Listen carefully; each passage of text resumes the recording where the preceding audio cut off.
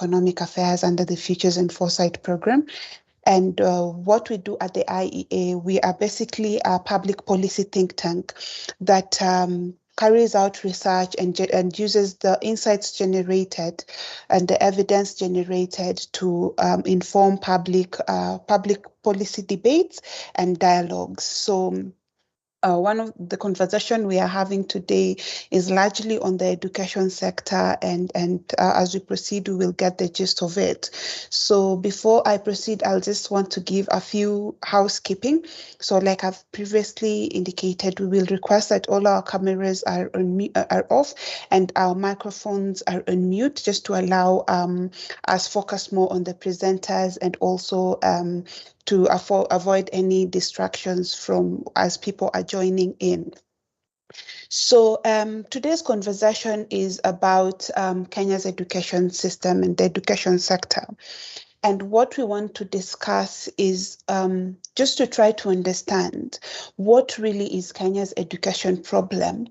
And in understanding the Kenyan education problem, we will then be able to try and also have a discussion on what our educational reforms should target. So basically, when we're looking at a good, for lack of a better word, education system, we look at a system that allows for access, equity, quality, and relevance.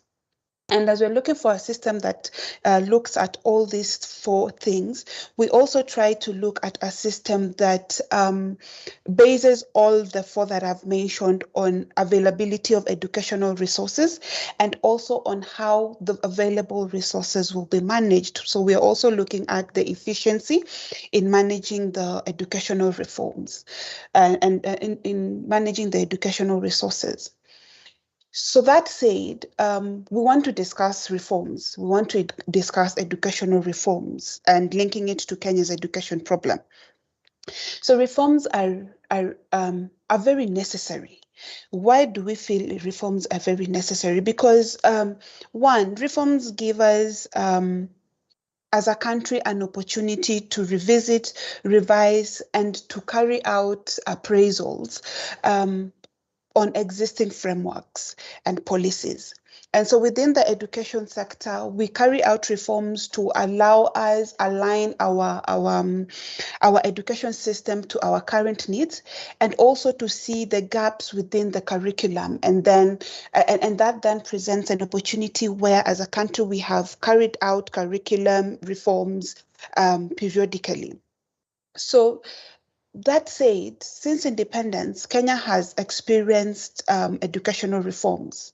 So before we moved to our own systems of education, we had education systems that were largely stratified along racial lines. So we had African education, we had Asian education, and we had European education. And if you look at that, those were largely stratified along racial lines. But then when we gained independence, we moved from those to now having our own independent education systems. And we moved to having the 7-4-2-3 system, where we were looking at 7 years in primary, 4 years in lower secondary, 2 years in upper secondary, and then of course 3 years in university education. So then when we moved from the 7-4-2-3 system, we moved to the 8-4-4. The 7-4-2-3 system was a system that we had for about 20 years, between 1964 and 1985. Then in January, at the beginning of January 1985, we started implementing the 8-4-4 system. And the 8-4-4 system we went along with it up until in 2017, when we now introduced the 2-6-3-3-3 system, which we call the CBC system. And in all these reforms, of course, we carry out reforms because we notice that there are gaps within existing frameworks and policies that we need to sharpen so that we are moving in the right trajectory. So, of course, with each of these education systems, the 7423, the 844, and the 26333, all of them had very different objectives guiding them. So the big question that we might have to ask ourselves is, in carrying out those reforms and having those objectives, were those objectives met? And if not, what really necessitated the lack of meeting those objectives? And as we also have this conversation, we have to realize that reforms, in as much as they are necessary, we should not get ourselves in a situation where we are having reforms, and within the implementation of those reforms, we are creating more challenges as opposed to addressing the challenges. So in our opinion, if we are going to have reforms that are creating more challenges as opposed to meeting the objectives, then we are not meeting the intended purposes of carrying out reforms. And as we're also having conversations on these educational reforms, let us have at the back of our minds that there are certain things that we also have to consider. So we'll have the budgetary aspects. We have to really have an analysis of the regulatory and existing structural frameworks that we want to reform. And of course, as we carry out these reforms, there is a need for further training, because we are moving from the known to the unknown. So as we approach the unknown, as in the case with CBC, and we don't have, for the purposes of this discussion, we're not really crucifying CBC, or we're not crucifying any other structure, any other system that we've had, but we'll use examples. So like under CBC, of course, we moved from the known to the unknown, and moving to the unknown, of course, entails a lot of training, just so that we embrace it and we move it towards the known. So as we are having this conversation today, we also want us to have at the back of our mind that Kenya as a country, we are a developing nation. And what this means is, as we move and as we progress to developing, we will experience changes within, we will experience social changes, political changes, and economical changes. And all these changes that we experience are changes that we must consider as we are carrying out our reforms. So the big question then that we are asking is, as we try to understand what Kenya's education problem is, what we are trying to say again is, do we then adjust our education system to our needs, or do we adjust our needs to the education system? And that's something that we really have to agree on as we try to break and unpack what Kenya's education problem is. And I'll take us back to when we were reforming from 844 to CBC. Right within 844, I remember I was in the cohort that probably did either the second exam of five subjects. Within 844, we had also carried out some reforms. Remember, we moved from having 7 subjects to having 5 subjects. And that means we carried out a reform within an already existing framework, which was the 844. Then that brings us to the big question. Was it really necessary, as we identify Kenya's education problem, was it really necessary for us to unpack and do an overhaul within the 844 system to introduce CBC, or would we have incorporated aspects of CBC within the 844 system? Why? Because 844 was largely to bring in more practicability, and that is what we are also seems to be emphasized under CBC. We are trying to bring our learners in a wholesome way, but in a way that they can use their experiences more practically, and the things they're learning within their school setups more practically. So was it really necessary that we do this overhaul, or would we do these reforms within an already existing framework? So those are some of the questions that we will be attempting to respond to today, and also just to try to make us understand, because for as long as we are not identifying the exact problem, for as long as we are not saying this is the problem within the education sector that we need to address, we will never get it right with our reforms. So the start of the reforms is identifying what exactly is the education problem. That will then push us to now coming up with reforms to address this problem. Not without its share of challenges, but at least we are addressing the exact problem, or the problem that as Kenyans we believe is actually the issue. And as we're having these reforms, like I've said, let us bear in mind we're a developing country and we will experience changes. The Kenya that we had 10 years ago is not the Kenya that we have. We have had a lot of changes and a lot of shifts, and this might necessitate reforms, not just within the education sector, but just overall in across most sectors. But today the focus is the education sector.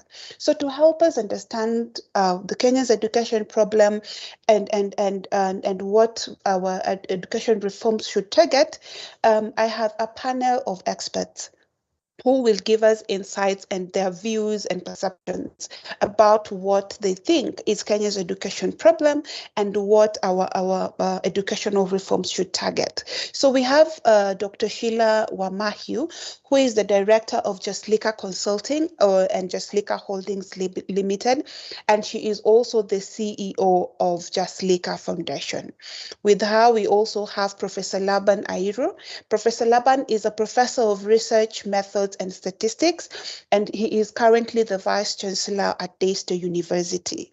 And we also have Dr. Evelyn Jepkemei, who is a very good friend of the IEA and is an education analyst. All of them will be targeting and addressing different issues, and we will just move straight to their presentations. And I'd like to request us all that we remember we have the chat icon, and as the presenters will be making their presentations, please feel free to type in your questions as they continue, and then they will have an opportunity at the end to respond to your questions. And if as we continue at the end during the plenary session, we will also give you an opportunity to raise your hand and ask your questions. At that point, we will unmute and have your cameras on.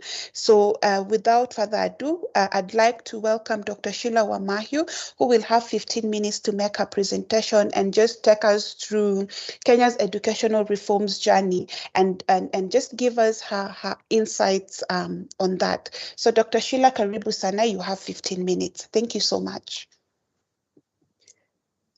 Thank you so much, Madam Chair. It's a great honor and privilege for me to be here today, talking to this distinguished participants, as well as I'd also like to greet my co-panelists, Professor Laban Airo and Dr. Evelyn Jepkemei. So thank you very much for inviting me. I have very few slides, but I shall talk more than present the slide. If you can just take the, Michelle, if you could put the full slide, yeah, I think that would be better. Thank you. So as Winnie has said, I'm going to talk on Kenya's education reforms journeys and present some reflections and insights. I'd like to start by introducing myself and how I'm connected to this journey. I came to Kenya in 1981 and joined Kenyatta University the very next year, 1982, in the Faculty of Education as a young tutorial fellow. That's a capacity development position. And I joined at a time when we still had the A-level group coming in. I witnessed the introduction of 844, and there's a time I remember when there was the double intake. As A-level was being phased out, we had to teach both the A level and the O levels. And I remember in the Faculty of Education, where I was employed in Department of Educational Foundations, we used to do a kind of group teaching. So that meant I had to repeat each lecture, like my colleagues did, 8 times. So I would just like you to think, I don't know if any of you present here today was among those who are, I would say, unfortunate to be given the same lecture by different lecturers to different groups 8 times. Even as a lecturer, we could not remember what we said to one group and what we did not say. The technology we did not have, not even a microphone those days. And the classrooms would be, the lecture theaters would be overflowing. Some students would be learning from outside. So you just wonder what was that quality and the effectiveness of those lectures. Since then, I left Kenyatta University and I've worked in various capacities. So today, my presentation draws on my insights and reflections over these 40 years, 4 decades of working in the education sector, as an educationist, as an educator, as a development worker, as a researcher, because a lot of my insights are from my research, as a child rights defender, parent, and sometimes even as a bystander, looking in from the outside. So next slide, please. So what do I bring to the table, to the conversation today? What is my analytical lens? First of all, I believe we must connect the dots. And part of the problem that Winnie referred to is because we work in silos. We must connect the dots, and the perspective I come from is we must connect the dots between different education sectors and child rights and protection sector. There are also health and other sectors, but my let's say, expertise is in these 2 sectors, and we must, if the child is to thrive and learn, we must see the connection between other sectors, specifically, I mean, more, not specifically, but the emphasis that I'm giving is on child rights and protection. We must also look at our reforms in a way to see whether it does promote social justice and equality and equity. So I bring that social justice and equality equity lens, because we really talked about the issues of relevance, of effectiveness, sustainable efficiency, and those other things that we must look at as we're looking at the reforms. But bringing in a social justice lens also means I have an intersectional perspective. And what is an intersectional perspective? It is basically looking at and recognizing the patterns of discrimination, which may be explicit or implicit, and often it's both, and privilege based on one's social, political identity, one's sex or gender identity. That's not exactly the same thing, sex and gender, but on how do people perceive you, your race, which we know we were colonized. So the issue of race was very important. Ethnicity, religion, socioeconomic status, physical, mental ability, and there could be other identities that we have. How do all these intersect to either privilege us or discriminate us? And this is something we must keep in mind as we're looking at the education reforms.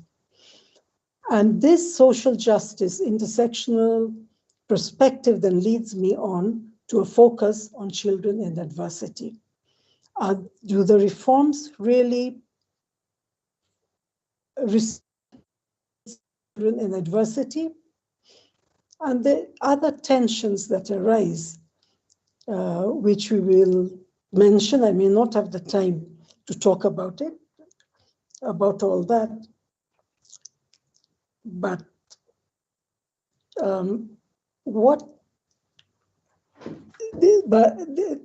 I think a large part of focus has to be on children in adversity because they're the majority and the most powerless, the most marginalized. And I'm not only saying adversity for those who are whose households earn less than $2 a day. Even $10 a day is not enough to cater for all our needs. Just move to the next slide. So I will start my presentation now, looking at the question that is part of the theme of this webinar, which is, what should the education reforms target? And my quick answer is it should target the development of the whole child. And you can see, I hope you can see the slide clearly. So we must also remember when we're looking at having an intersectional perspective, that a child is not only a child. At a very minimum, a child is a girl, a child is a boy, and a child is also intersex. And the intersex child is among the most underprivileged. Most often, they don't even have an identity. They don't even have a birth certificate. They don't even have, if you don't have a birth certificate or you assigned the wrong sex at birth, that means, you don't go very far. There's a lot of challenges that you face. So does our education reforms really look at these children, the girl, the boy, the intersex? And a girl and a boy and the intersex are not only a girl, a boy, and intersex, they have other intersecting identities, which I had mentioned earlier. So in terms of the whole child development, we're talking here about 4 domains, which as educationists, we know: the affective domain, the psychomotor domain, the cognitive domain, and the spiritual domain. All these domains are very, very important and critical. But now, how do we ensure that these domains are developed? And it needs a combination of the environment must be conducive for that. So we need an environment that is safe and protective, and I may also add here health-seeking, if I may use the word of the child-friendly schools. So it's safe and protective environment. It's an environment that is value-based, an environment that promotes value-based learning. It stimulates the mind, and that is extremely important. And then it's an environment that nurtures.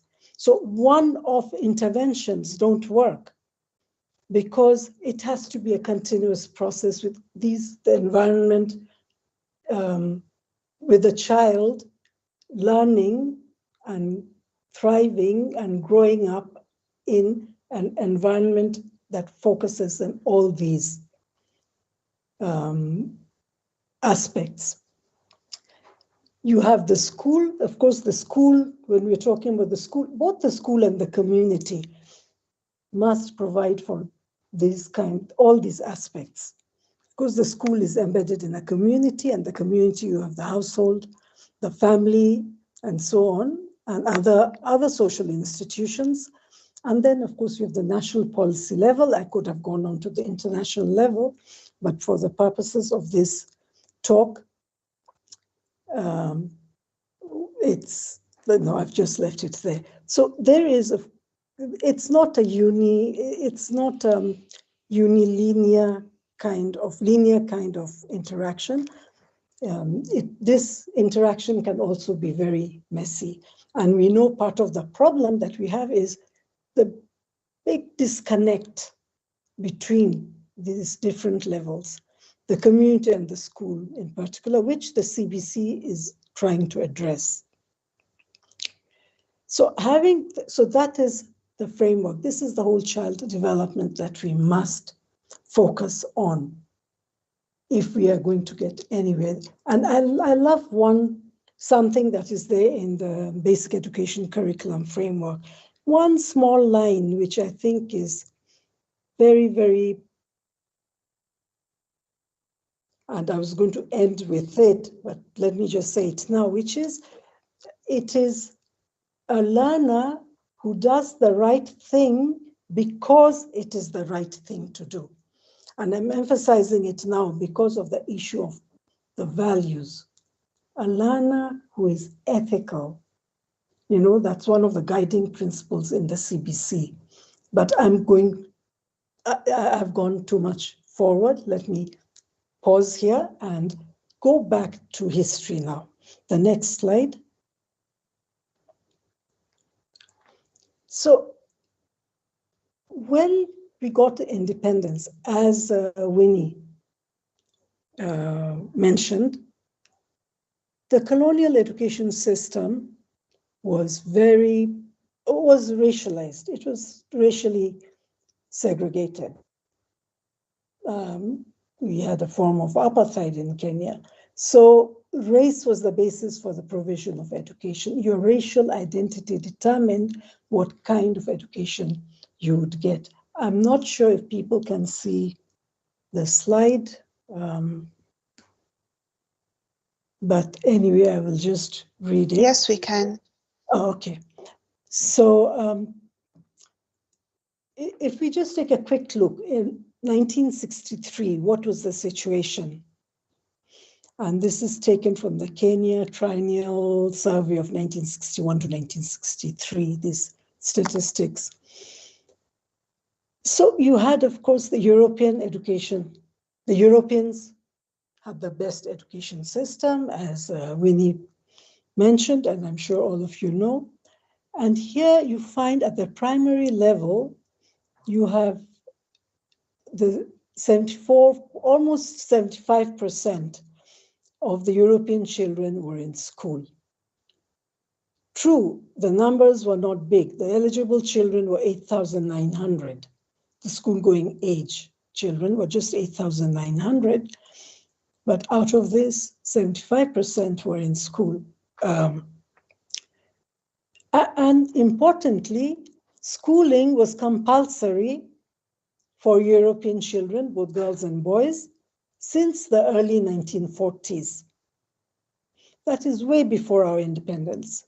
And at the secondary level, which was not compulsory, you had almost 100% enrollment. That's about 99%. It's a very small number that transited, but it's just about less than half, or no, 1/3 transited. Over 1/3 were transiting to secondary. If you look at the education, Asian education, at primary, you have almost 78%, which is higher than the European. And the numbers were more, 52,800 eligible children. Education was compulsory for Asians, but only for the boys. So you see the gender dimension here coming in. I don't know why it was only compulsory for boys and not for girls. And it was only available to those, compulsory for only those who are in the big towns like Nairobi, Mombasa, and Kisumu. And at the secondary level, again, you have 80%, pretty high. I mean, that is high number or enrollment rate for secondary. The racial system had four tiers, not three. So you had the Arabs. And the Arabs were like about 1/3, 35.8, 36%. The numbers were also few, about 9,000, almost the same eligible population, school-going age population as the Europeans. But whereas the Europeans were about 76%, 75%, Arabs were way lower at 36%, and at secondary, they were only about 9.4%. Now, the Africans, eligible children over almost 2.5 million. But again, only a third of the African children, not surprisingly, were in school, primary school, and then when it came to secondary, it's like 1.3%. Of course, education was not compulsory for either the Arabs or the Africans. The resources, which I will not provide, but the resources were minuscule for the Africans as compared to the Europeans. So this is a system that was inherited at independence. And as we go into the post-independence, we find that though there were reforms, it took a while to completely dismantle the racialized education system, and then the curriculum was very Eurocentric and paternalistic. For Africans, religion was given a lot of focus more than jobs, and it was skills development, and narrow and limited in scope, very narrow. So it was preparing, especially after independence, more for the white collar jobs rather than fitting into the economy, diversifying the education in a way that they could fit into many sectors of the economy. That's the last slide I have.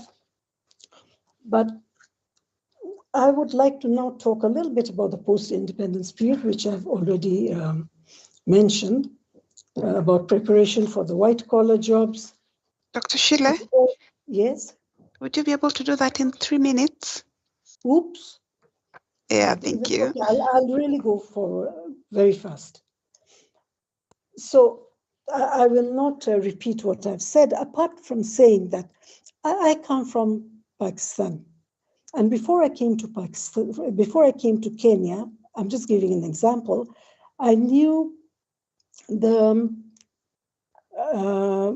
Mau Mau. I'd heard of the Mau Mau. I knew them to be freedom fighters. So imagine my shock. I come to Kenya in 1981 and I hear Mau Mau being referred to as terrorists and rebels, people that you should look down on. So that was a huge shock for me. And more importantly, when I went to do research for the Ministry of Education at Kenyatta University in the early 90s and talking to education leaders, school heads and so on, school heads, inspectors, those days they were called inspectors, they also referred to the Mau Mau as terrorists. And the reason in my 3 minutes I'm bringing this up is because the colonization of the mind. What were the children learning in school? And this is a time when you had actually moved to 844, just in the beginning of 844, but it was still the A-level system products. They were the products of the A-level system. So there was a lot of problems with the curriculum, and the racialized education system was dismantled by 1970 in phases. The curriculum was supposedly Africanized also by 70, and also the other the examinations had been localized. But the issue is, maybe I will just go to that point since I don't have time to give the other examples, is maybe the point I want to make is having a system is not enough. Who operates that system? How do you interpret the system? The disconnect between the theory. Kenya has very good policies, more or less our Education Act and the Constitution of Kenya. And you had all these other commissions and task forces from Ominde right to Odhiambo task force. More or less, if you look at the goals of education, they have remained the same. More or less, they're the same. So you're focusing on economic, social, national development. You're focusing on the values and ethics. But the problem is, are we walking the talk? I think that's where the major problem comes in. And to address that issue of what is the problem? Does education have a problem? Yes, it has a problem. It has a problem because, as I've said, there's huge disconnects regardless of which system you have. You water down, 844 was watered down. and now we have CBC. Again, are these reforms addressing the needs of the children in adversity? We've heard a lot of stories, and then you talk to people and they will say, people earning less than $2 a day, their children are expected to go to the cyber cafe to download homework. How? Where are they going to get that money? The safety of the child going alone to a cyber cafe. The mother is too busy to do that. So recognizing children in this adversity and putting them at the center, and every time asking this question and remembering they're not all the same. Are these reforms addressing their needs? And is it that addressing the needs means giving poor quality education? Personally, I believe access and quality has to go hand in hand, and it can. Otherwise we'll just be replicating as we have the elitist education system. Investing in teachers. You cannot have an education system without the teacher. Even if it's remote learning, you still need the teacher and you need the learner. So investing in the teacher and the learner. Yes, parents are very important, engaging parents are very important, but if the teacher is not able to deliver, is not happy, is not motivated, doesn't have the skills and the qualification. So investment, I'm not saying anything new, but when I say investing in the teacher, I should also point out that there are teachers, there are schools out there who have locally, who have actually been able to teach effectively, even with very little resources, because they've used the initiative, they've used the creativity. There's a research that I did on positive deviance. I know Winnie must be looking at the watch, so I will not go into details, but you can see that there are teachers and schools that exist who are actually catering for children. Maybe they're not posting very good results in terms of the mean score, but the children are doing something with themselves even after primary school, because the research was in primary. So we don't have to wait to recognize a teacher after the teacher gets a global recognition, because we also need to see whether this teacher or the school has been able to make systemic changes. So whether it's CBC or whether it's 844 or whatever, the teacher is still able to deliver. So investing in that teacher, providing for the teacher. I know Evelyn will talk about the good practices, but one example, and then I will just end, is in Finland, where the timetable, the teacher professional development within the school week, and the action research they do, they come up with the projects, they're able to plow it back into their own teaching. So the teacher is not using up the holiday to go and improve herself, and I'm saying herself because especially primary education is a feminized profession, and we know the double burden of women, and we expect them to use the free time to do that, but build it into the school system. And I will just end there. I'm sorry, maybe I've taken up more time than I should, but the final problem, I will just say, is a problem of values, which we see all around us.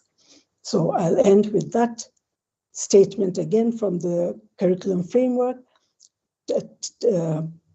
A learner who does the right thing because it is the right thing to do. Sorry, Winnie, I do apologize. Thank you. No worries. Thank you so much for your presentation, Dr. Shile. You've taken us through your experience with the Kenya reforms, Kenyan educational reforms, and you've given us a few bits and pieces of what challenges the Kenyan education system is experiencing, and what kind of reforms we need to have in place if we are actually aiming at addressing those issues. And one thing that comes out clearly is the challenges that we're speaking about are not challenges that are not new. These are things that we have spoken about not once, not twice. Even within the IEA, we've held several webinars just trying to look at the problems within the education system, because we believe in identifying the exact problem, that is what we need if we are to come up with reforms that would actually guide Kenya in the right direction as far as our education system is concerned. So I would like, without going much into that presentation, to invite Professor Laban Ahiro. I earlier mentioned he's a professor of research methods and statistics and currently the Vice Chancellor at Daystar University. And Prof will be speaking to us, just giving us a review of Kenya's education system, looking at what gaps are within the education system, how we can remedy those gaps, and just looking at our socioeconomic and political needs and whether our education system is in a position to address those issues, and just to give us his insights on whether he feels Kenya's education system has a problem and what kind of reforms we might need as a country to address the education problems. So karibu sana, Prof. You have 15 minutes. Thank you. Thank you very much, Winnie, Ogejo, and my fellow panelists, and the audience listening in to this very important conversation. And on the onset, I would like to really extend my gratitude for being allowed to share and interact with you on matters education in our country. Quite frankly, I've been very reluctant to engage in discussions about the direction our education system is taking because it turns out to be a very personal and painful matter for me, being an educationist of long standing. I have been a high school teacher, teaching chemistry. From being a high school teacher, become a principal of one of the leading schools in Kenya. I then became a provincial director of education in one of the largest provinces in terms of schools, and then moved on to the Kenya Institute of Staff Training, which is now KEMI, as a deputy director. And then from there, I went to the ministry in charge of field services and also policy and planning, where I had the opportunity to negotiate with the World Bank and other agencies to support the free primary education. With the late Professor Saitoti, a man I learned a lot from. And then after that, I left the ministry and went to the Kenya Institute of Curriculum Development, where I engaged in the summative evaluation of the 844, and subsequently introduced digital learning in our schools. I was the Senior Deputy Director in charge of research and curriculum services at KICD. And then from there I went to Moi University, where I worked as a senior lecturer. Then I became the director of quality assurance, a deputy vice chancellor, and then an acting chancellor, vice chancellor of the university for 18 months, 1.5 years, and then now I'm at Daystar. Why am I giving this background? I'm giving this background to try and convince the audience that matters education are too personal to me, and that I have walked the journey, and so I can give you a snapshot of a system that is either working or not working. I've been asked to talk about whether our education system is responsive to the country's socioeconomic and political needs. I wish this was a multiple choice question. I would just say no. Is it adaptive to the ever-changing socioeconomic and political needs of the country? The answer is no. And are there gaps in the education system, and how can the gaps be remedied? The answer is yes, and perhaps that is, to me, the more interesting part. I think as as an economist in education, I want to convince you that, Winnie, you kept on asking, what is the problem? And I want to quote a president of the US. When people kept on asking, what is the problem with the US? Hillary Clinton told them it is the economy, stupid. I can say the same for our education system. The education economics are the problem. I'm talking about the demand for education. I'm talking about financing. I'm talking about provision of education. That is the problem. And so when you have, I'm going to avoid political, because that is the genesis of our problem. When you have politics drive direct educational reform in the country, then you end up with the situation we are in today. The problem with our education system is the economics of education. And you can take fundamental theories of Hanushek, education production function model, and you will know that whether it is CBC or 844, that model has never been thought of and it does not hold. And when you engage in a scientific process such as education, when you engage in a process that is supposed to be bringing socioeconomic transformation without sound economic models, then you are being, and I'm being very conservative with my words, you're being destructive. So I think this forum, and I was just wondering, who is the audience? Because me, I would like to know, who am I addressing? Because the problem with our education system, and I'm now talking about number one and number two combined, is that this system is not responsive, it is not adaptive, because there have been no comparative efficiency analysis of the various education programs and policies. So we have not measured the efficiency of 844.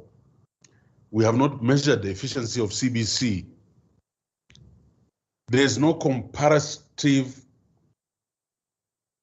analysis that will then dictate to us whether we are living within a certain economic model that would be able to implement the CBC. For your information, I was one of the architects of the CBC. And the initial thinking of CBC, I was the first person to present the CBC model to His Excellency the President Uhuru in Mombasa State House. After that, I had the privilege to be hired as a consultant by UNESCO, to do a pilot study of the summative evaluation of the of the rollout of the CBC. And I went through 42 counties, looked at the pilot of the CBC, and I can assure you, and I still retaliate, that Kenyans were longing for a change, for a reform in the education system. In fact, the statistic, I have the research findings, is about 95% of Kenyans said we want to move away from 844 if we can't re-engineer it, like Sheila has mentioned, and you mentioned it also. So I told them, this is wonderful. But if we want to roll out CBC, and now I'm talking about the economics, we needed 369 billion shillings to roll out CBC at pre-primary 1, pre-primary 2, 1, 2, and 3, class 1, 2, and 3. The recommendation of the research was that we do this progressively. So we start with the pre-primary 1 and 2. This is a model, this is an experiment. Let's do it as we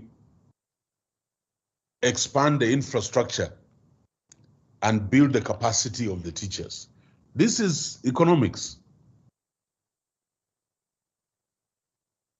And you know that Amina Mohammed was the minister, and I presented the report to her, and many people tell me perhaps that was the beginning of our end in education. And so we implemented the CBC class from PP1 to class 4. What was the budget allocation? I don't want to mention that figure. So obviously the economic model, the economics of education, fail us time in, time out. Because the socioeconomic status, what we call in economics, the SES, encompasses the income of the state and the income of the household. It relates to the educational attainment of society, and it relates to financial security. And of course, the subjective perceptions of social status and social class. How nice the results came out yesterday. And the top student is from Gilgil, and I congratulate the boy.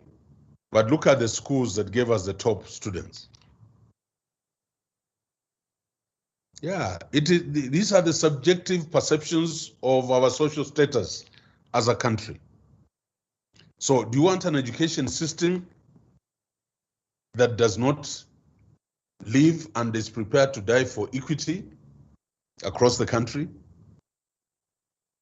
How many kids in Turkana, in Tana River, in Marsabit, in Moyale, would have been the future doctors and engineers, the innovators of Kenya, but they will perish and go to their graves because we deliberately did not have a model for implementing education in this country.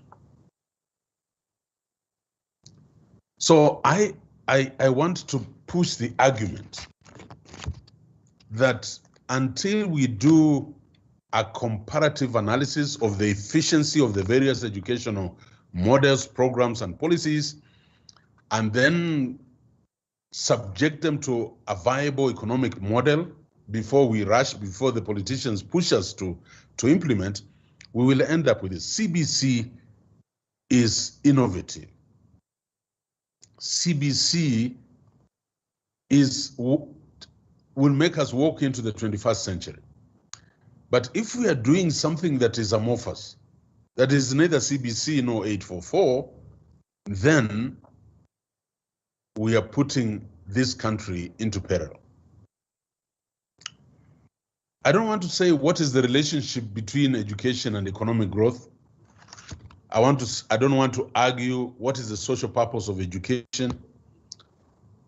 Social purpose, socialization, better human beings, greater democratization, greater peace, the social values.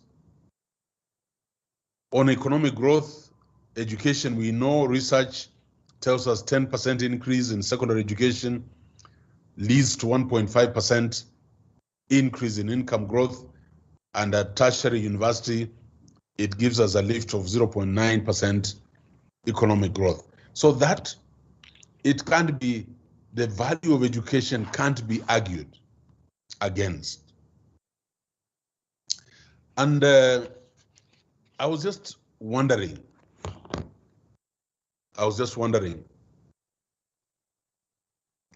how far we are going to push this debate, because some of us are reaching a level where we would like to push this debate to the highest level in the nation, so that the country understands that you cannot tamper with the education of your people, because that is the social vaccine that will allow for equalization. That is the greatest heritage you can give your people, and we need to guard it. I don't want to talk about the people managing education in the country, whether they have the essentials, whether they have an understanding of the model they are propagating. I don't want to go there. Sheila has articulated the value of a teacher. I also don't want to get there because we've done a very poor job at the capacity building of our teachers. And that is perhaps why CBC is struggling. I want to quote Lee Lacosa, who says, in a completely rational society, the best of us would be teachers, and the rest of us would have to settle for something less. What has happened to the Kenya National Union of Teachers? With violent attacks, and then you expect them to go to classrooms and nurture the young children of this country. Why are the whims of an individual subjugating the whims of the nation? So today, the primary school teachers are the most disgruntled people you can come across. And I'm talking economics. So if you're not investing in the capacity of the teachers, if you're not developing relationships so that they can deliver on their mandate, the country becomes the poorer. Colleagues, I want to argue, and I don't know whether some of us have done the works of Robert Freed, where he says, I want students to engage the way a clutch on a car gets engaged. And this is my message to the Ministry of Education. An engine can be running, making appropriate noises, burning fuel, money from the treasury. The leaders in the ministry talking down to the country and creating exhaust fumes. But unless the clutch is engaged, nothing moves. It's all sound and smoke, and nobody gets anywhere. I'm emphasizing the investment in teachers so that the students can get engaged. Otherwise, we'll have all this pomp and ceremony of releasing results and traversing the country, superintending over exams. The whole ministry is paralyzed. But that is all noise. Ladies and gentlemen, to reach a child's mind, first, you must reach a child's heart. And the person who reaches the child's heart is that teacher.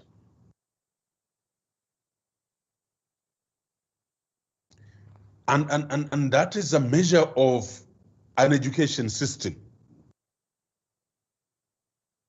So let us be very careful. The mind is not a vessel to be filled, but a fire to be ignited. On the number 3, because I want to leave some time out for discussion, are there gaps in the education system, and how can the gaps be remedied to effectively address the socio-economic and political needs of the country? I wish you would just end to address the socio-economic needs of the country. Politics is an addendum to our lives. We are talking about our socialization and our economic well-being. That is the motive, that is our purpose, that is the factor of education. And if we have that, we shall play very enlightened politics, and Kenya will be the better. I want to address Number 3, the gaps. And Kenya's education system. I want you to look at Ominde's work in 1964 at Independence, where there was a thrust on Africanization and Africans moving into high school, accelerating the movement, and even creating the bachelor's in education degree, so that the one Sheila was teaching at Kenyatta, the masses, so that we have enough teachers in our classrooms. What is in the CBC today was desired by Ominde. Go to Gashadi report on the status of Harambee schools and staffing in those schools. That same thinking is in the CBC, and let us call CBC equal to Douglas Odhiambo's report. And then let us move to Kamunge. No, let us move to McKay report, which led to the establishment of Moi University. But what was the essence of McKay, Moi University, and 844? 844, greater vocational education. So the late president, God rest his soul, ran around the country building workshops in primary schools so that we would have a practical oriented education. Sounds like CBC. And by the way, what is the gap? What is the problem? It is the economics of the model. That's my argument. Come to Kamunge, World Bank, where he was talking about cost sharing, funding. I think Kamunge had the sense to note that this funding of education has to be looked at intrinsically and subjected to the best of economic models so that there is equity and parity. But I want to put a twist to that argument. McKay report, you brought in a foreign expert and brought in by the government that time. The Kamunge report, you now had a Kenyan expert. Look at those dynamics, arguing for the World Bank of cost sharing. So it seems in Kamunge we were beginning to see the reality. And then one of the best reports that came out was the Koech report. Koech is stronger than CBC, report of Douglas Odhiambo. And I remember I had the privilege to work with the late president coming to Sunshine School where I was the principal, and the report had just been released and he was wondering, how can these people imagine that they can build classrooms in every primary school? Because Koech was saying the same thing. And Moi was saying, but this, our economy cannot support that time. So Koech report never moved out, but go and read it. And when I hear the country excited about CBC, and yet the economic model has not received the attention and interrogation, we are actually walking at the same point. So the gaps in the education system relate to quality. Just go to a high school. I'm on boards of schools. I don't want to mention them. I am on a board of a school. The largest school in this country has 2,460 students. And we had about 700 candidates this year, 700 and something from force. That school has not changed much from what it used to be when it was holding 1,000, about 800 students. In fact, as a board, we have fought hard to build toilets, to bring boreholes, because it's unbelievable. Quality is a major gap. I went through Upper Hill School in Nairobi myself, from 1 to 4. A day school, we were 420. Today, Upper Hill has about 1,600 and something. I'm on the board. That school, the infrastructure has not changed much. Of course, a few classes and dormitories being built on workshops on top. I'm talking about quality. I'm talking about a very big dent.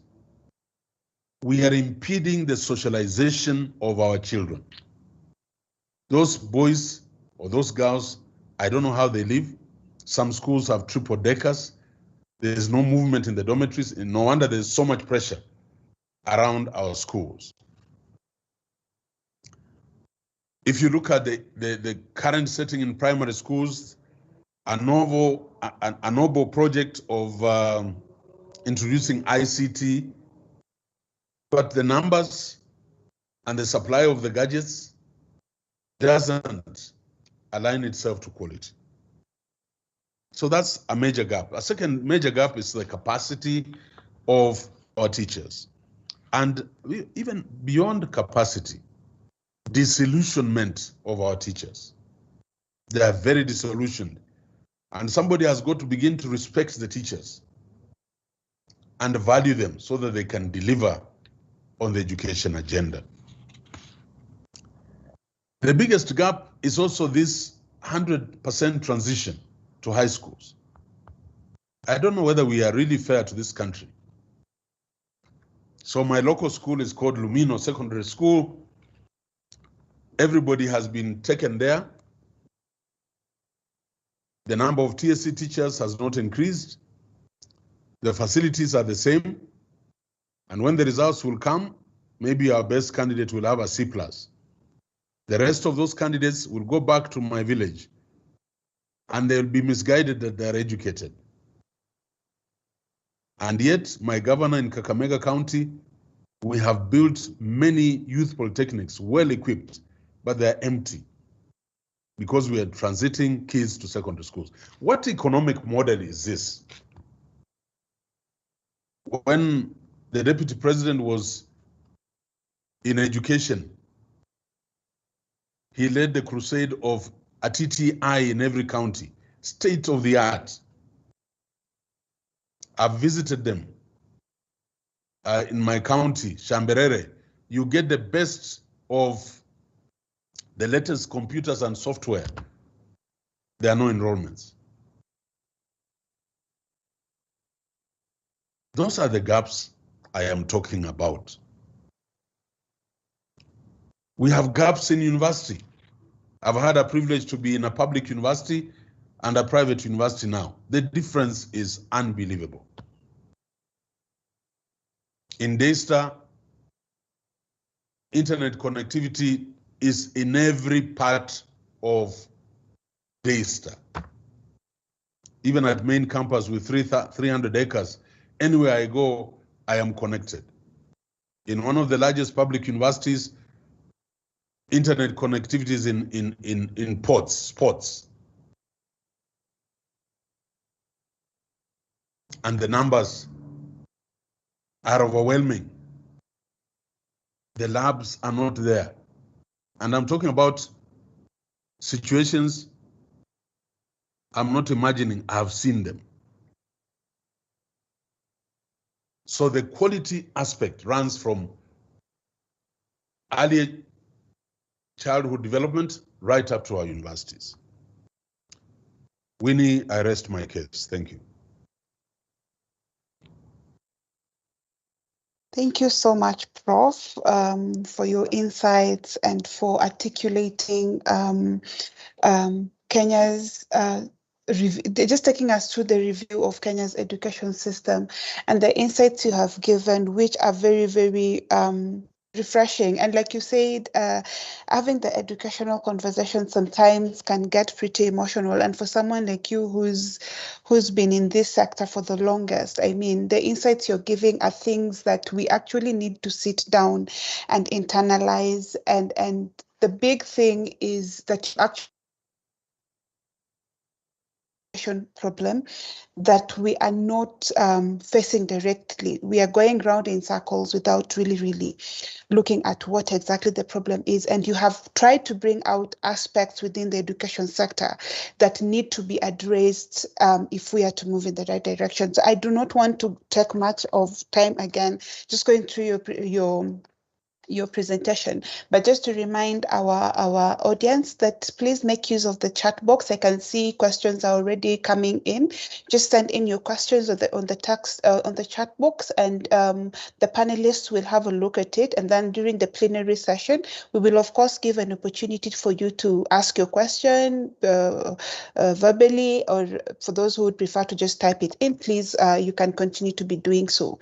So we will move to our final presentation from Dr. Evelyn Jepkemei, who is a friend of the IEA and is an education analyst. And she will be taking us through the lessons and best practices on what has worked and what Kenya can actually just try to look at and make comparisons here and there.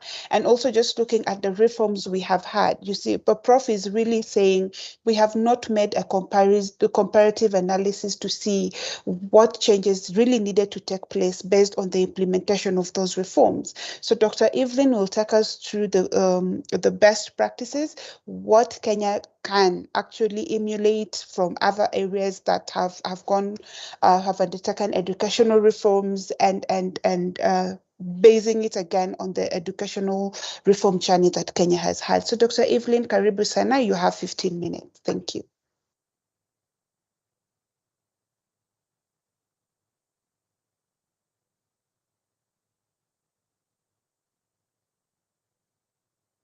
Doc, please unmute yourself. Thank you very much, everyone. Thank you, Winnie, and thank you for my co-panelists. For purposes of full disclosure, I think it would be important for me to say that I'm feeling a little bit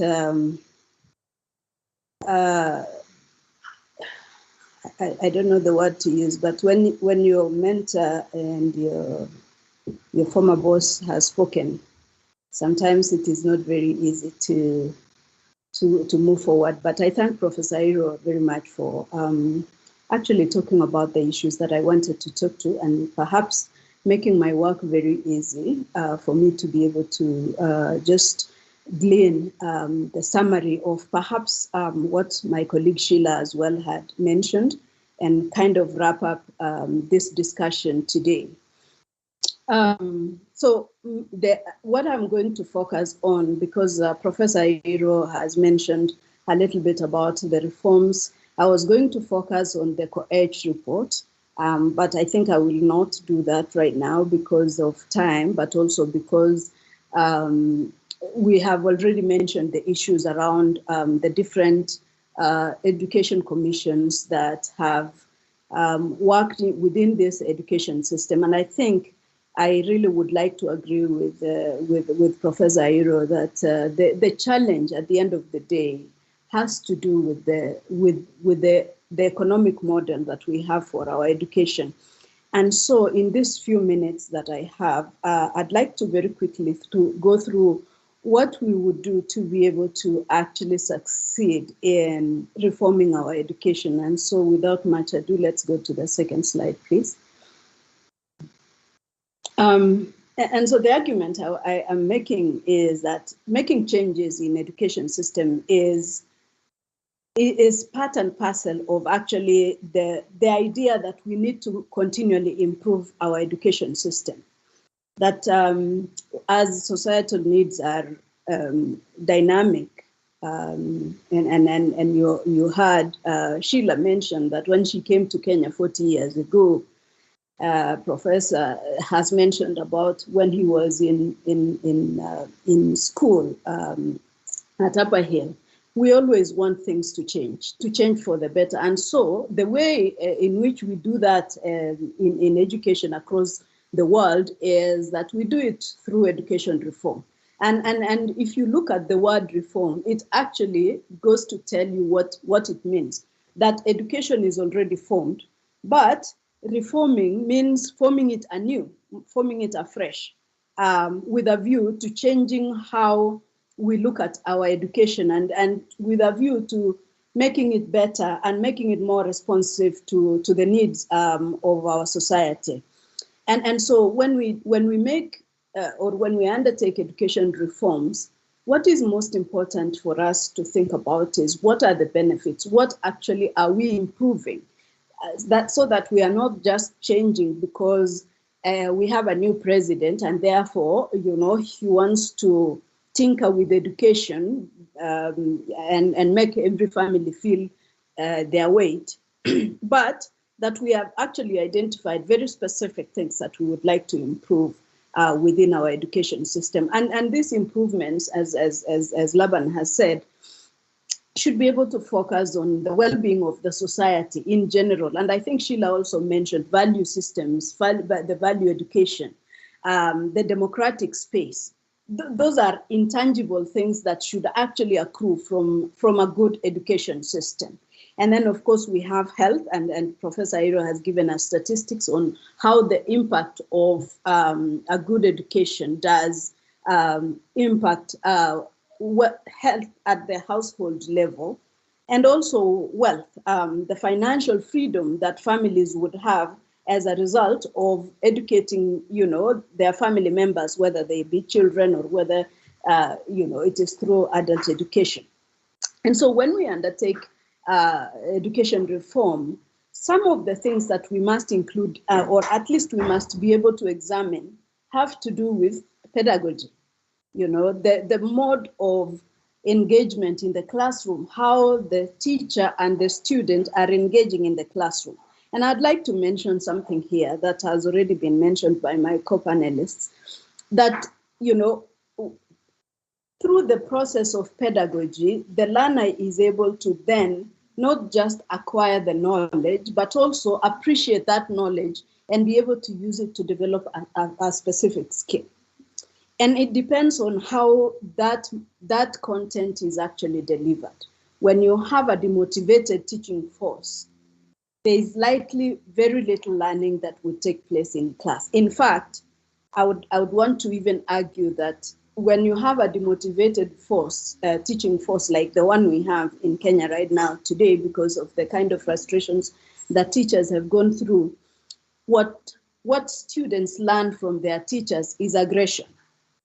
And so the banning of schools and all the challenges that we are seeing that are behavioral related have to do with, the pessimistic outlook that the school has, because if you don't have teachers who are happy and pumped up and motivated to do their work, how will they pass that optimism to their learners? And so one of the important things that we need to look at is pedagogy.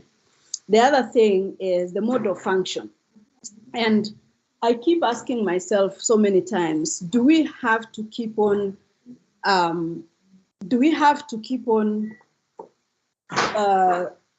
changing the system? Do we have to keep on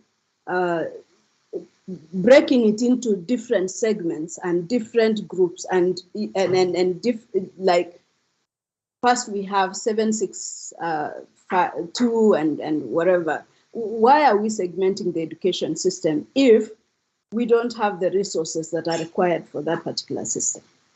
Is there any good reason why we could not do what we have in CBC within the 844 framework? So those are the questions that we need to ask ourselves. And then, of course, the question of philosophy. Why do we educate in the first place? What is the purpose for us to engage in this process of spending so much money? And by the way, Kenya is one of the countries in the so-called low and middle income countries that spends the most of the highest portion of its GDP on education. But then towards what end? For what purpose? Why do we do education? And the confusion as to the purpose of education can be seen through the engagements, the public engagements that we have our leaders pronounce, every passing day. When we stand up and say that liberal education, the arts are useless courses and need to be thrown away, for example, then that makes me ask myself, is it possible then for us to go back and ask, why did we have these subjects in the first place? And whoever has seen a society that is made up of only farmers and no cooks, or perhaps only engineers and no poets or musicians. And so the question of education for what is very critical as we think about education reform. And I think I would want to offer that we in Kenya have not thought about that. Or at least if we have not put it into serious consideration in designing the education reform. And then, of course, the administrative process where you keep having a top-down kind of instruction. Before people understood, before Kenyans understood what CBC was all about, we were already being told that this is the system where no child will have to look for work, and so on. And so it becomes a song. And so everybody begins to sing it because the senior people, the politicians and senior government people are talking about it. But when we really interrogate the administrative process of reform, the good reforms and effective reforms are the ones that start from bottom going upward. That the people will begin to say, and Laban, we did engage in the summative evaluation of the 844 system. And Kenyans told us what they wanted. They said that we don't feel that 844 as it was at that time designed was not meeting the demands of the Vision 2030, which was the development agenda for the country at that time. And so when Kenyans are able to see that, then as the technocrats will now then begin to go to the table and say to ourselves, okay, so how do we design this education system in such a way that then responds to the needs of the people? But it shouldn't be that we have decided we are changing the system and therefore everybody should stand in line. And so in short, in summary, the goals of reform should be to improve achievement. Professor has mentioned a very important point about the schools that have posted the better results. I was yesterday at Citizen, and I mentioned that. I said, while we are celebrating the students who have done well, I think we need to be very afraid when we see that the Shule za Umma, where the majority of our students are not able to perform as well. And the reason is because of that economic model that Professor Iro has already mentioned, that we don't have enough resources for every school. And therefore, those kids who are in public schools, whether they are in public schools in Trans Nzoia or whether they are in Bungoma or in Moyale, will probably never be able to attain their potential because of those challenges. The second thing is that whenever we undertake reform, it is important that we put accountability at the fore, because without accountability, and I like the analogy that Professor Iro used, that you can have this engine that is running and is producing fumes, that we can be burning a lot of money, and yet there is no accountability in terms of system performance, that our system is not performing, and is not performing not just in terms of posting examination results, but it is not performing in providing us with what we intended, answering the question, education for what? And very closely related to that, of course, has to do with expanding access. Since I work in education in emergencies now, expanding access is a very big issue for us. And we keep on talking about the marginalized communities. And I would like to say that we need to stop talking about the marginalized in the third person as though someone else is doing the marginalization, because the marginalization is political and it is economic, and all this, the inclusion or the exclusion of populations is a government action. And so we need to start talking about those groups that have been marginalized by the government. Perhaps someday somebody will begin then to think seriously about what we need to do. Why do we still have, 50 years after independence, pockets of populations that have been marginalized by our government? You go to a school in Moyale and you find one teacher who is attending to 8 classes, class 1 to class 8. How do we expect that those kids will benefit from education reform that we are undertaking and make something of themselves? And then, of course, improve overall quality and prepare learners for life and not for jobs. The end of education is not just for us to produce plumbers or engineers or lawyers. It is to prepare people to be able to live a life that is worth living. Next slide, please. And so when we look at successful reforms across the world, and 15 minutes is not enough for me to be able to talk about the various best practices that we can talk about here. So I just gleaned a few ideas that I would like to share with us. Number one is a long-term vision, that when education reform is being undertaken, it is not going to be something that happens within only one term of a presidential, of a president, or within even the 2 terms of a president, because education reform is supposed to be a continuous process where we continually improve.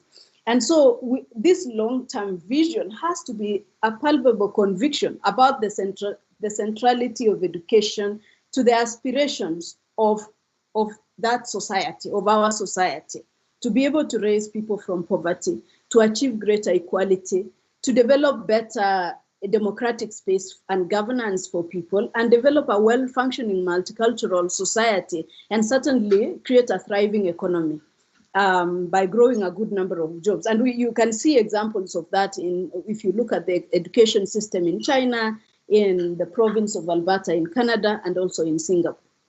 The second principle is sustained leadership.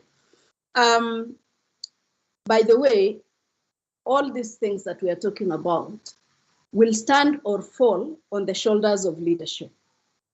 At the end of the day, every component of education reform will depend, in fact, will be anchored on effective leadership. And leadership is not having the big man syndrome, where when you appear in the room, everybody stands up and they are all shaking because they don't know if you are going to be pulling them out for ridicule. It is about having a very heartfelt passion for what you're doing, to the point that the people whom you're leading will feel the same and will buy into that vision and work with you as the leader, whether you are the minister or whether you are the PS or even whether you are the principal of a school.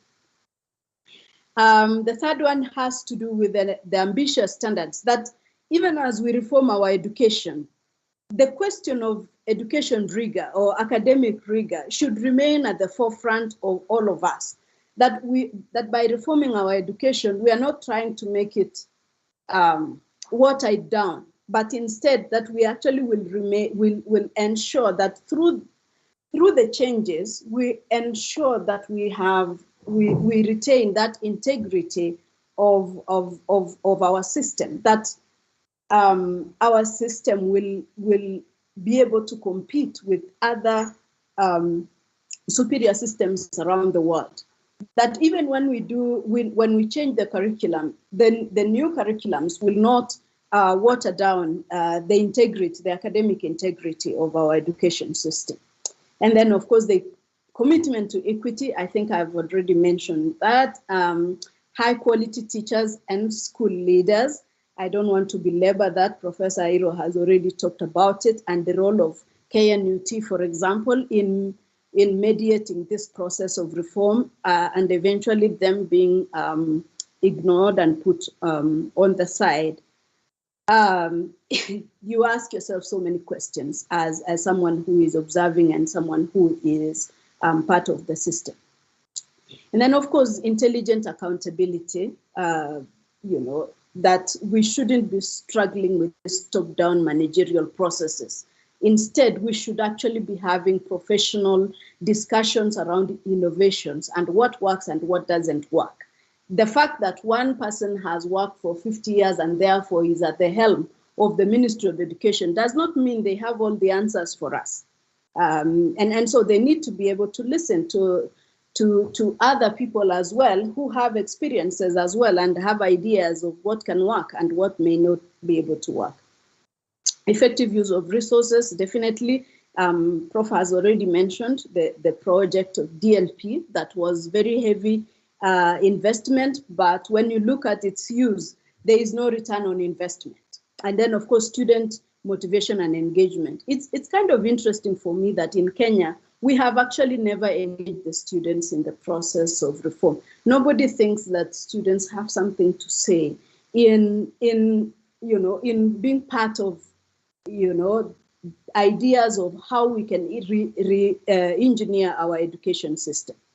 And of course, finally, we must have a global and future orientation, that we need to recognize that while we want to localize our education as much as possible because of the value system that we espouse within the local community, we are also part of a global community, and we need to do to benchmark. The final slide, please. So, if we were to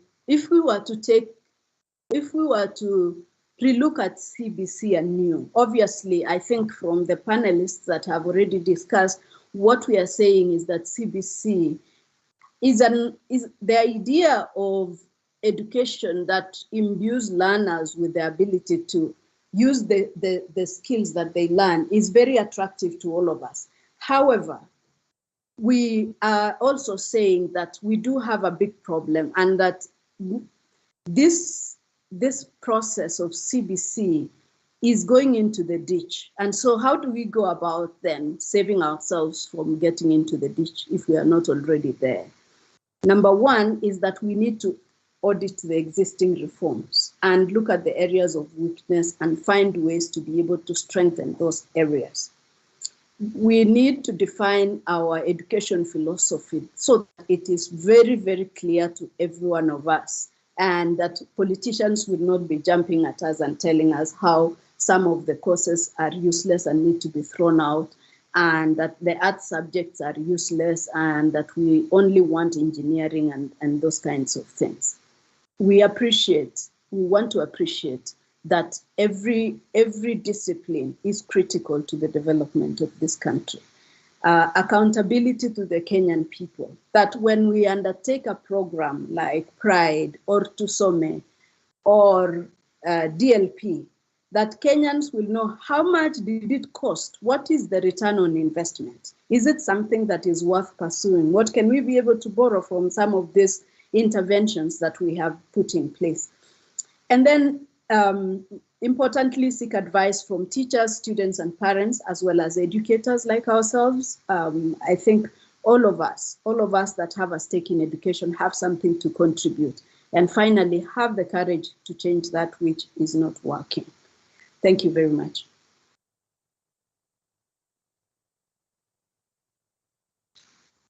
Thank you so much, Dr. Evelyn, for taking us through the principles of successful reforms and what principles have worked in which country, and then taking us again to the direction Kenya should actually be focusing its reforms towards.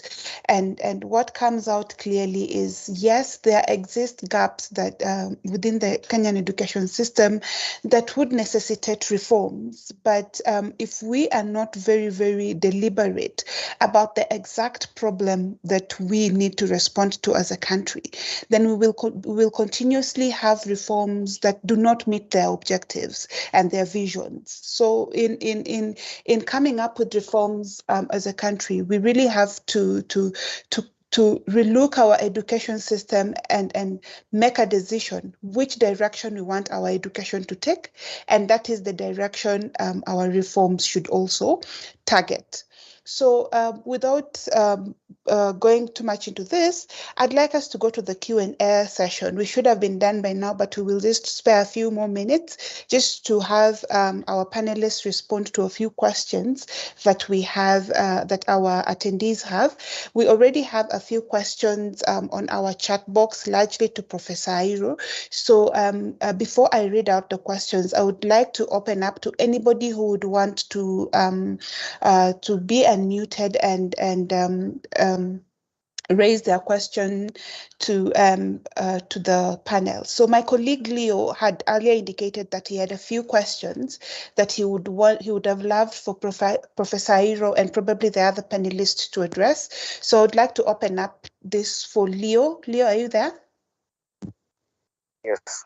Yes, Leo is here. So Leo, please proceed to ask your question and the panel will be glad to respond. My question to Professor Airo, that I have two questions. The first one is, largely, we've spoken about the economics, that the economics are wrong. We are applying the CBC model based on a wrong model of economics, and of course the issues of resource restraint and the rest. My question is, actually, what should be the objectives of a good education system? And then, based on that, how do we, what should be a curriculum? How should a curriculum respond to those objectives? The second question is, in considerations of CBC, especially to marginalized areas or areas that face serious disparity, whether in form of classrooms, whether in form of teachers, or whether in form of learning materials, and all this. Because myself, I come from one of those places, and it would not be a good thing not to ask about it, because the obligations that the CBC places on parents, and looking at the cost of living and the resources available, the incomes available, what economists would say income, for example, income per capita. What if CBC was to be modified? What are those areas that you think should be modified to allow to ease the burden, especially from students who come from marginalized areas and Kenyans in general? Thank you. Thank you, Leo. So I'll give it up to Professor Airo. Prof? Yeah, thank you very much. That was Leo. Yes, that is Leo. Yeah, thank you very much. I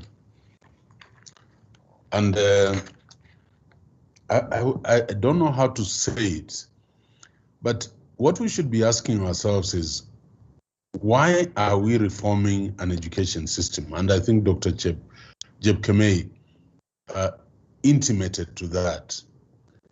When we did the summative evaluation of the 844, there were specific areas that needed to be targeted. And as a professor of statistics, those are the variables I would be dealing with in terms of reforms. And those variables would then be subjected to an economic model so that they give us the estimates of costing. And then the summation of all those will then be the funding needs of that program. And we can go further, by the way. I don't know whether there was any fact analysis to do the weighting of what really should we do. Because if you're going to invest 70 billion shillings in tablets, and the tablets don't go anywhere, and I did the evaluation myself, some are actually kept for security at the chief's house and they've never come. In Nairobi, one of the top schools in Nairobi had put them in a store and locked them up because there were too few and people didn't want to get into trouble when the auditors come. If you had done the economics of implementation of CBC, obviously the capacity dimension. So if I had done a regression model, the factor that would be contributing most to the regression factor, the R-squared factor, would be capacity of teachers. So that would be the area of attack. And if we are going to introduce ICT in primary schools, what would be the most viable model? Would they be tablets, or would we set up an ICT facility, maybe double the size of 2 classrooms, and it would be rotational, and figure out with Kenya Power how we can do internet connectivity on their poles, because most primary schools, we thank God for the government for a big effort in electrification. Those are the kind of things we are talking about. But you see, there is tenderpreneurship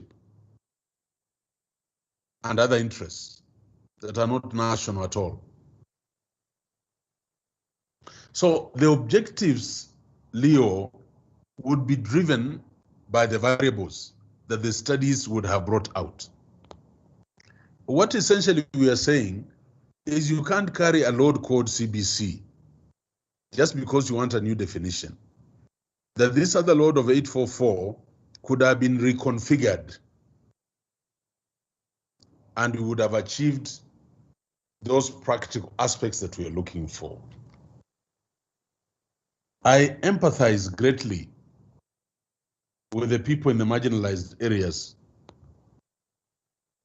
And I don't want to go into causes of marginalization, but again, they're economic. Because I'm a child of Kibera slums, Line Saba, that's where I grew up.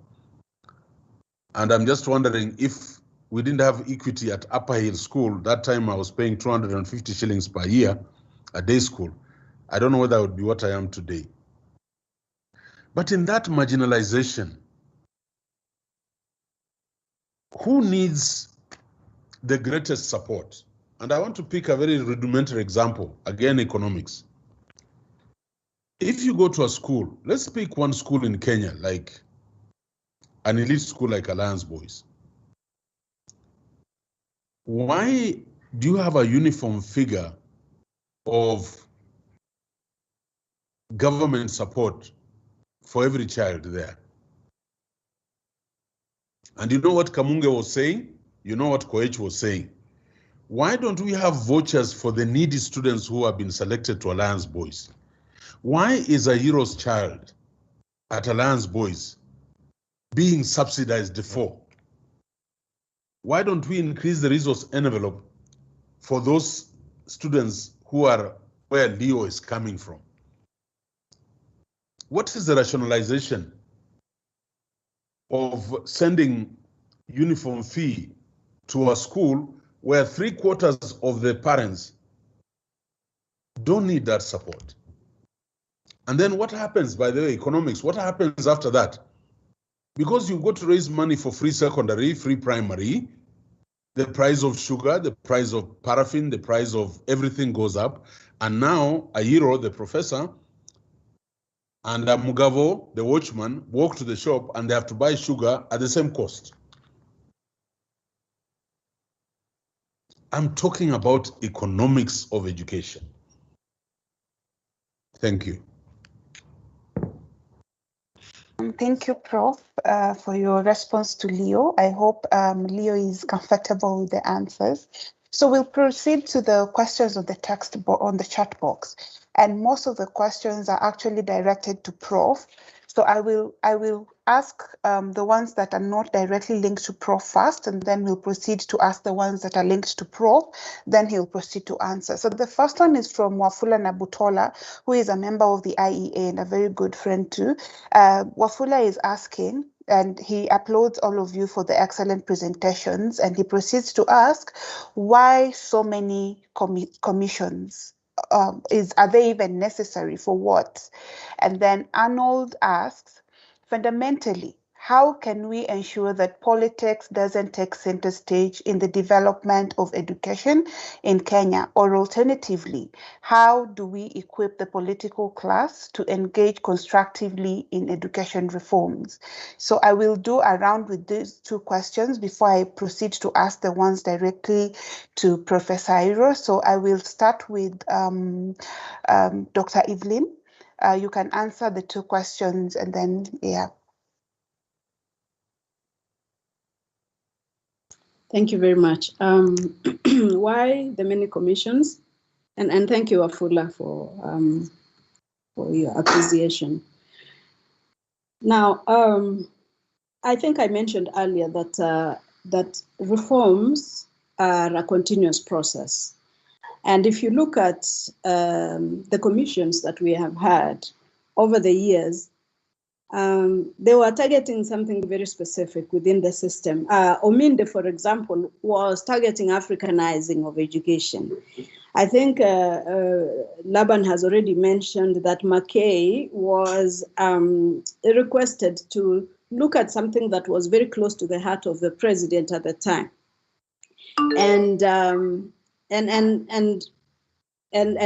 you know, Gashathi and you know, and all the others, you know, there were very specific recommendations that came out of those commissions, including the very large Koech report and of course the Odhiambo commission that came up with what we now know as CBC. So I think what I would want to say is that when you have a commission of education that is looking at how to reform education, we already mentioned that sometimes the question of resources will always be at the stage of policymakers, whether they like it or not. And if they are careful and if they are at least accountable and understand where the country is, they would know that, you know, you can pick all the recommendations and implement them at the same time. So that is, I think I would say that is what happened, that there are certain things that we picked out of the Ominde Commission and implemented in Africanizing the education system, and the subsequent commissions, in fact, including even the Koech Commission, where we reformed 844 from the 7 subjects to 3. It was a recommendation of the Koech Commission. And other recommendations out of that commission, the government said it did not have the resources to be able to implement the same. And so it kind of remained there. My thinking would have been that before we come up with a new commission, it would be necessary for us to interrogate the previous one. For example, did we need the Odhiambo report specifically? Or did we just need it, did we to the Koech report and look at the economics, what kind of resources we have and how long it will take for us to be the recommendations of that particular system. Because we ditched completely the Koech Commission and came up with something new called the Odhiambo report, and so that explains why we have all this many things, all the many you know, commissions that often when you look at them, they are bigger than what we have benefited from them, and that they are actually deeper in analysis of our education system than what the government is able to pick and implement. And usually that is the only thing that is talked about. And so what remains in the pages of those commission reports, and nobody talks about them. So yes, that is the reason why we have so many commissions. the question of politics. Now, I want to mention that when we talk about politics, we are talking about resources and power, and that often we talk in education circles, we say that education is a political process. Why is it a political process? Because it is a process that leverages the power and it also leverages the resources. And so that's how the politics come in. However, as Professor Airo mentioned earlier, the process of reform, the mechanics of reform should not be driven by aspirations or ambitions of political leaders who do not understand the process. And in an ideal situation, usually the government will only talk about the highlights of the reform,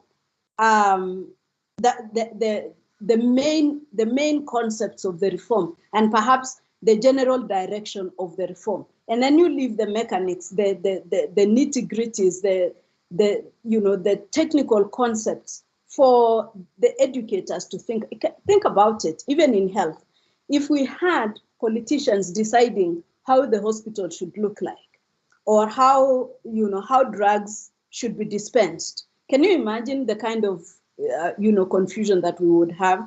And so those of us who are in education are also saying that we need a leadership. And I think I mentioned in my presentation that everything stands or falls on the shoulders of leadership. And so we need a political leadership that understands its place and understands that its responsibility is to avail the resources and provide general direction, but allows, the technocrats to be able to do the work. Back to you, Winnie. Thank you so much, Dr. Evelyn. I would like to ask Dr. Sheila if she has any comments.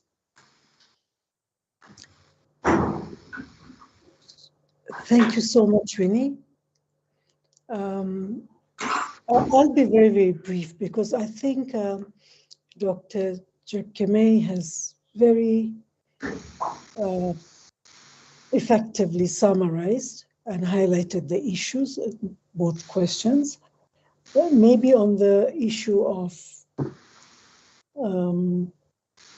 why so many commissions, and she did refer to that, is, I think it's still part of the culture that we've developed, reinventing the wheel. Every time we're reinventing the wheel without thoroughly interrogating what has been there before. Like she mentioned the Coach report, which was a very, very good, had very good insights and recommendations.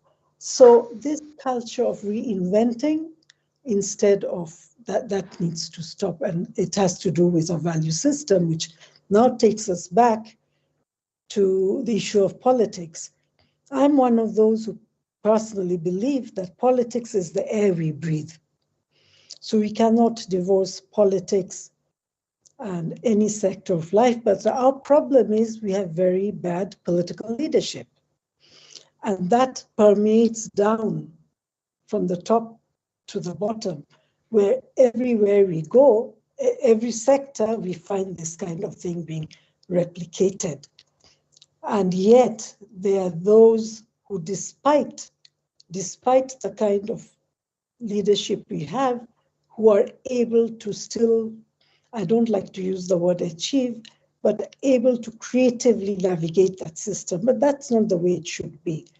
So for the political leadership, we cannot do without them, but we must also choose wisely. The problem is when we choose, every time they get to wherever they are, they forget why they were chosen. So it's a dialogue that has to go on. We have to engage with that leadership, but not just say that the leadership is bad, which it is. Because the pollution we have in there, that's because of bad political decisions. The problem we're having with the education system has to do with that as well. And I think Professor Airo and Dr. Chepkemei has very effectively highlighted these issues. So I think I will not add anything more, but just support what they say. All right, thank you so much, Dr. Sheila. So I'll move to the questions that have been directed to Professor Airo. So Prof, you have about 3 questions that have been directed at you. So John Chumo, who is listening, has asked, he is a high school teacher, and he is asking, do you think that the Kenyan teacher has adequately been involved in the process of policy initiation and implementation within the education sector? And he's also asking, do you think the never-ending intimidation, and he speaks to poor pay, stagnation in the same job group, and demoralization of teachers has an effect on how teachers handle children in schools? So, Prof, would you want to answer those before I ask the others? Okay. Yeah, thank you. Actually, I've teased all the questions from Chumo, Arnold, Martin, and Onguko to save on time. Great, Prof. You can now proceed then to just answer all of them. Yeah, so, but before that, Wafula asked a very interesting question, why commissions? Somewhere he indicated and was wondering, why do we have these commissions? And that's the question. In the 21st century, just look at the composition of a commission. They are presidential appointees. When you look at that composition, you'll find 2-3 experts, the rest opinion leaders. And how do we do it? We move from county to county to social halls. We don't even engage the teacher in the classroom going to Chumo. Is it time we changed our model for triggering reform in the country, and we have experts of scientists, not just education, but engineering, environment, sociology, political science, who can then engage with the right audience and come up with the scientific findings about our education system and economists to cost the model. These are people who usually want to do glorification of the ruling elites. And I have no problem with politics. I'm just saying this is not their space. A good president will appoint experts. Of course, he's the president. And the experts will give an objective report with findings and costed to the activity so that the president is well informed. Then we shall be enriching the political class and the political system. Chumo, teacher involvement in the process of political initiation and implementation is not evident. They will pick the chairman of the Heads Association, they'll pick the Secretary General of NAT to be part of that commission. But how do you get teacher involvement? If you asked me, you can have regional submissions from practicing teachers on various items that we will have chosen as variables that we want to engage with in the reform process. Intimidation, again, for me, my philosophy is that education is a soft area. It's like church and religion. And so what matters most is a relationship. Being a practicing principal, a teacher of chemistry myself, I know I got the best out of my children because of a relationship. When I became provincial director of education in Western Province, the late John Katumanga, chairman of NAT, before Lee, who was a member, it was the NAT secretary, the member of parliament, they all became friends, the union leaders, because I wanted them to support me in the managing the affairs of education in Western Province. So if you don't create relationship in an area like education, the child suffers. Arnold, I would be very reluctant to talk about a complete barring of CBC myself. Me, I'm just saying 844 and CBC models need a comparative analysis so that we can reconfigure them into what we want to use going forward. By the way, do you know that some of us are not sleeping as we imagine these young kids who will be the first products of CBC getting into high schools? And you know the culture in high schools. It is very, very intimidating and frightening. So why would you want to take a child of that age? Why don't we have these two classes in junior, secondary, and primary? I mean, that kind of, so there's need for rethinking. Martin, I really concur with you that the elite do not partake of the services, the public services such as education and health. I agree. I don't know whether you've read this book, The Bottom Billion in Africa. You should read that book. It's very interesting. I'm trying to get the author, but if you Google Bottom Billion, you'll get the author, and he talks about it. That's why some of us, our children, have gone through public schools. So you don't preach what you don't believe in. Ernest Onguku, you have said, how about schools that in Mandera or somewhere have done well? There's positive deviance. As a statistics student myself, I just want to be quite candid here and let you know that life is not measured by the outliers. We have outliers, yes, but that is not the average. That is not the norm. But I want this panel to understand there's a movement in this country which is very interesting. If you go to Kiambu now is having more private schools than public schools. When I was doing the pilot for the CBC, Meru County, they were almost the same, public and private. What does that tell us? What does that tell us?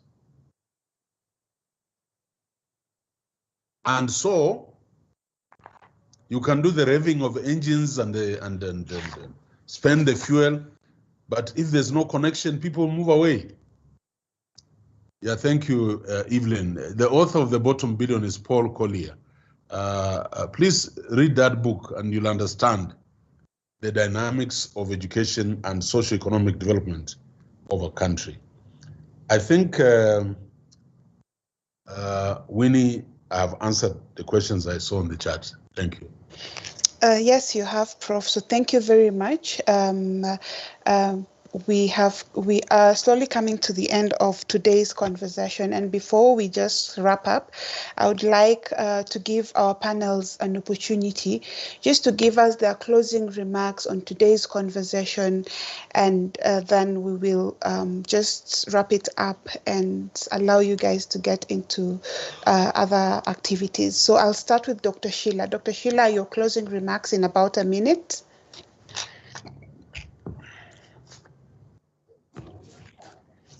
Thank you so much, Winnie. I think in my closing remarks, I will just reiterate what we had said earlier, that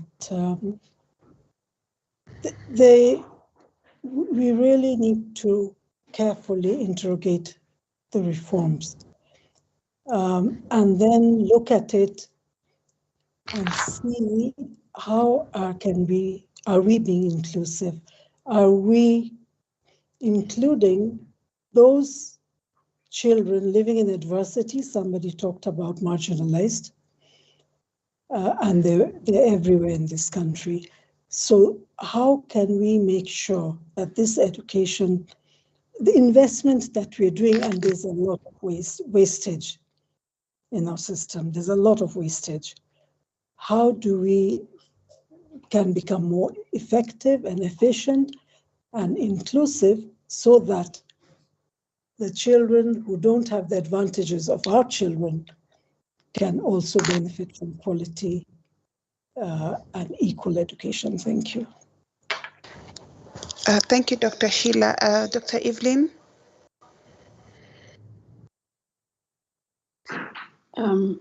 Thank you, Winnie, and thank you, fellow panelists.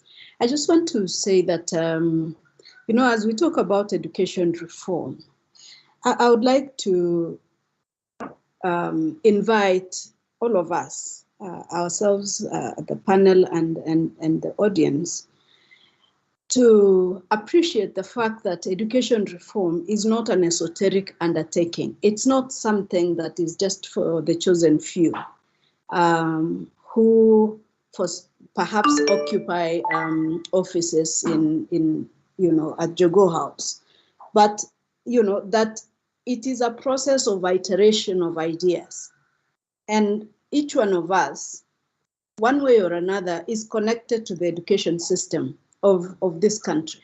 Either we have a child there, or we are undertaking our studies, or we are managing education.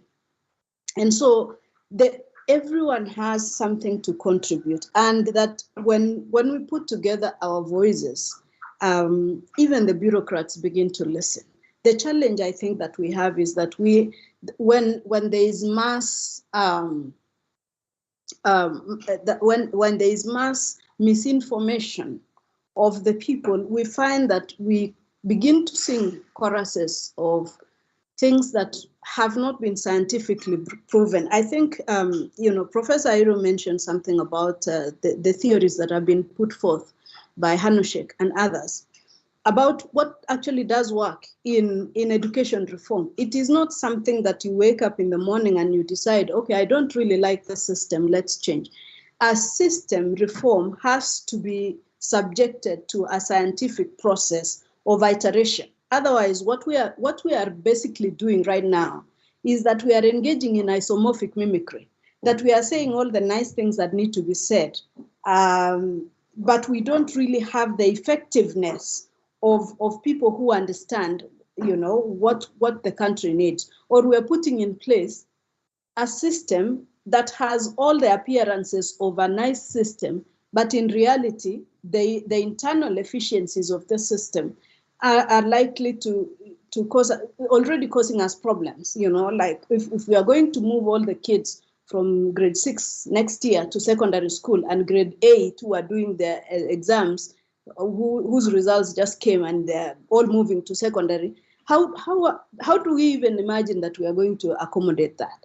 So we say all the nice things as a country, but when you look at it, that's just engagement in isomorphic mimicry. We are just mimicking something that is nice, but when you go in, you realize that there is really a problem. And so if we can respect science, and we can respect proven processes and iteration of ideas, I think we can still be able to save this country the pain that Laban said some of us are not sleeping when we think about it. Thank you. Thank you so much, Dr. Evelyn. So, Professor Airo, your closing remarks? Yeah, first of all, my gratitude to the Institute of Economic Affairs and fellow panelists, and also the audience, and those who brought in their questions. I don't know whether you noticed recently when the former Prime Minister was in UK, and even our Deputy President, Dr. Ruto, they went to this institute where they were subjected to many questions. I know somebody helped me with the name. It's run off my mind, but I think the Institute of Economic Affairs can team up with progressive universities, and we set up an institute where related to socio-economic well-being of the country and the role of education, so that these aspirants, not just the presidential aspirants, but these aspirants, governors, etc., can tell us their perspective of what they expect our education to look like. So for me, that's the direction, and I'm prepared at DASTA to host such a forum as our contribution to our country. And as Evelyn has said, and Sheila, education is about all of us. It is partaken in every home. It determines the lives of all Kenyans. And so it must be given the space and place it deserves. Thank you.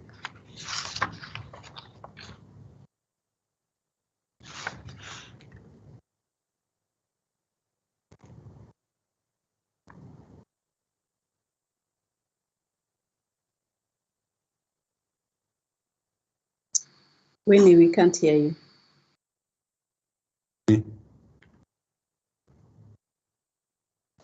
Sorry about that. I was just mentioning that thank you so much, Professor Iro, for your closing remarks and for opening up and even giving the opportunity for a possible partnership where we can carry forward this very important conversation on Kenya's education system, education sector, and we will be reaching out to you so that we can further this conversation. So on behalf of the IEA, my colleagues at the IEA who are well in attendance, would like to take this opportunity to thank our panelists for making time and for giving us very, very insightful remarks and a lot of things that we can sit back and just internalize and think through. And we will be proceeding and having possible write-ups just to see how far we can go with this conversation and how we can reach our policy makers, and even with in working with Daystar possibly, and just see how we can further the conversation. So I'd just like to remind all of us that the Institute of Economic Affairs is a membership organization as well, and we are open to having our members. And my colleagues in the communications team would be very glad to walk you through what we require of you so that you can join the IEA as members. So thank you so much to our participants for always making time to join the IEA webinars. And we are really, really hopeful that each time you join in to our webinars, you always leave with more knowledge and more insights, and our conversations are helping you in one way or the other. And please look out on our websites and social media pages for our next webinars and next conversations that we will be very glad to have you join. So thank you so much for your time, and we wish you a very lovely afternoon and all the best. Thank you so much. Thank you, and all the best. Bye-bye. Thank you. Bye. Thanks, everyone. Bye-bye. Thank you, Dr. Evelyn. Thank you. Thank you, Dr. Sheila.